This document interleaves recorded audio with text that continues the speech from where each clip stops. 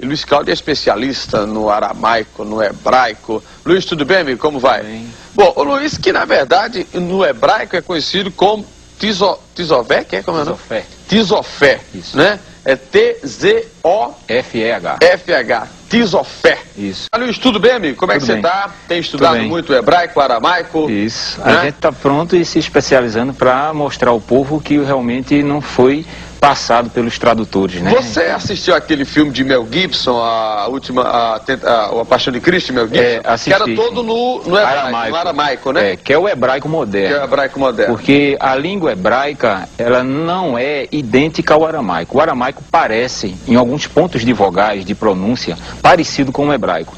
Sendo que o aramaico, ele pegou força desde a Babilônia, certo? Sendo que aí ficou o hebraico, o arcaico, é o que nós pregamos e mostramos, como uma língua morta.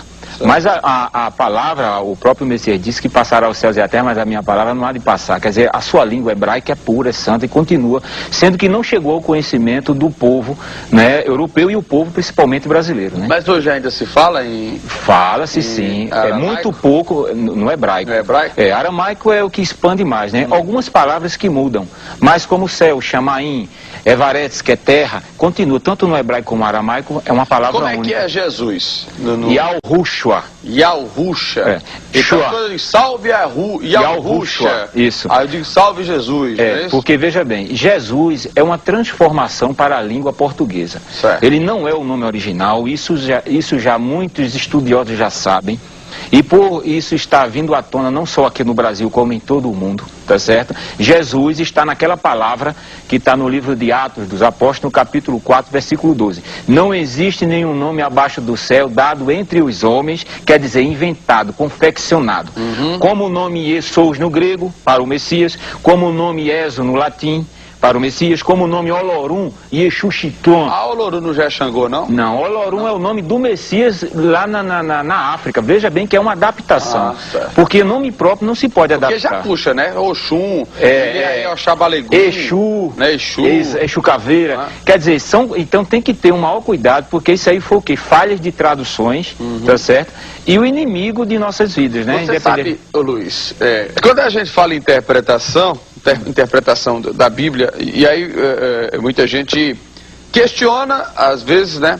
Porque a Bíblia é o livro sagrado, está aqui, mas são dadas as várias interpretações, que é o direito que cada um tem de ler e de interpretar. Agora, é como você falou, né? A gente estava conversando aqui fora do ar, tem muita religião, tem muita seita que usa da Bíblia para fazer isso. Exato, usa para se ganhar Que é dinheiro. até um pecado você jogar assim, mas não, né? Não, porque isso é uma escritura ainda mais que está paganizada. Ela não está correta de acordo com a originalidade. A Bíblia, ela não... Até a palavra Bíblia é pagã. Mas o que? O Novo Testamento que está todo errado, é? Não. A escritura, os nomes não estão sendo mostrados como ele é, como nome próprio. Mas o que, por exemplo? Pronto, o nome de Jeremias, que é conhecido.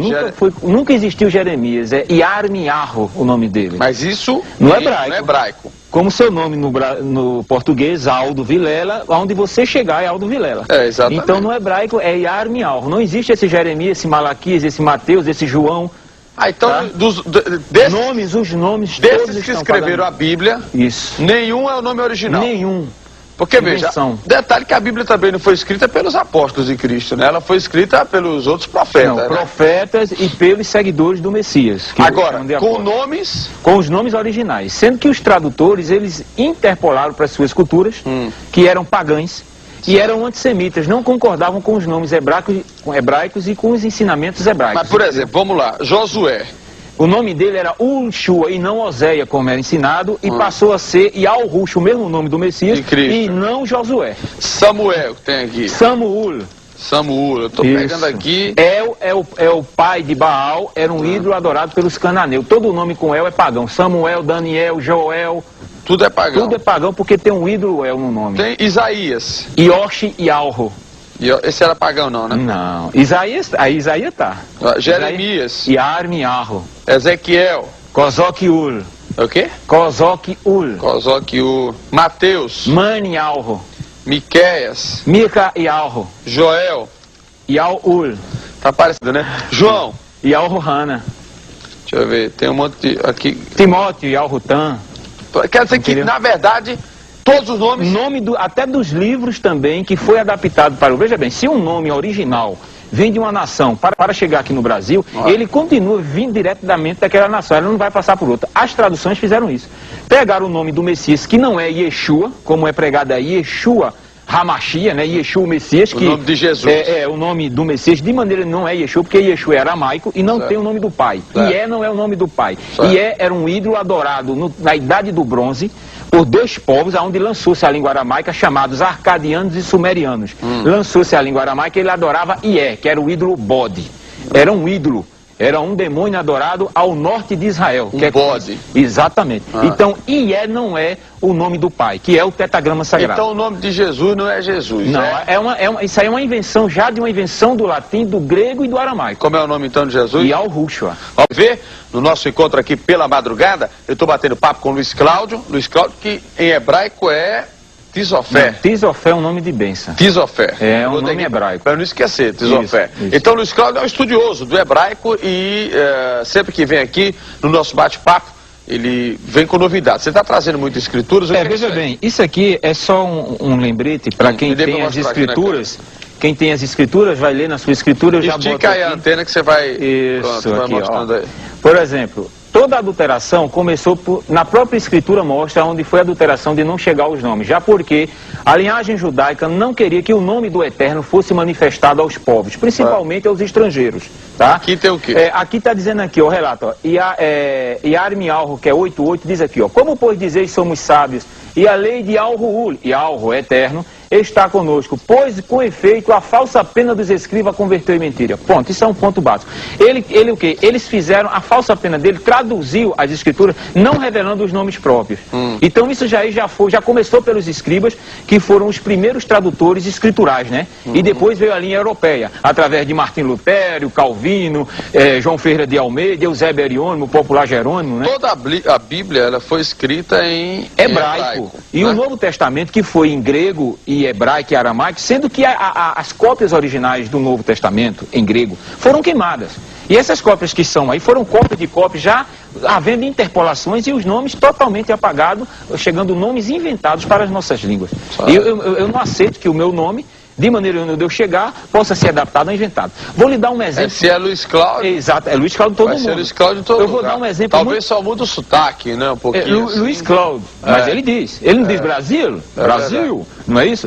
Um exemplo muito forte disso é o nome do Papa João Paulo II. Nunca existiu João Paulo II. Ele é polonês e o nome dele é Karol Wojtyła. Exatamente. Então eu não vejo por que as pessoas fazerem essa paganização de um nome de uma personalidade, tá entendendo? E ainda mais de uma personalidade santa, que é o escritor, o autor das escrituras sagradas, que é o Eterno, tá certo? Então, adaptaram os nomes deles. Então, quer dizer, o povo, veja bem que é muito sério isso, porque a escritura não se deve mexer. Ela mesmo fala no livro de Revelação, em Apocalipse, que você conhece o Apocalipse do grego, mas o livro é Canon de Galut, no hebraico.